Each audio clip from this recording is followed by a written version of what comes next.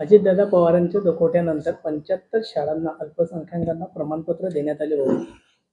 अजितदादांच्या निधनानंतर 24 तासाच्या आत 75 शाळांना अल्पसंख्याकांचे प्रमाणपत्र देण्यात आले.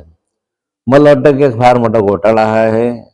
एवढ्या सगळा महाराष्ट्र या ठिकाणी दुःखामध्ये होता आणि अशा कालखंडामध्ये ज्या अधिकाऱ्यांनी केलं त्यांच्या विरुद्ध कारवाई करण्याचं मुख्यमंत्र्यांनी सांगितलेलंच आहे आणि त्याला स्टे पण दिलेला आहे.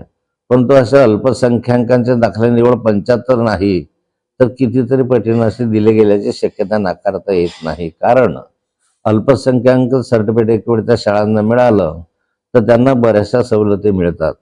म्हणजे शिक्षण भरतीची परवानगी त्यांना मिळते, त्यांना हे शालार्थ ID वगैरे या भानगडी नसतात, त्यांना बॅकलॉग नसतो आणि त्यामुळे डायरेक्ट माणूस आले की भरायची परवानगी असल्यामुळे याच्यामध्ये मोठ्या प्रमाणावर शिक्षकांकडून 5-25 लाख रुपये घेऊन 50 लाख रुपये घेऊनही शिक्षक हे लोक भरत असतात आणि चौकशाच नसतात, त्यामुळे नियंत्रण राहत नाही. त्यासाठी हे अल्पसंख्याक सर्टिफिकेट मिळवण्याचे धडपड असते.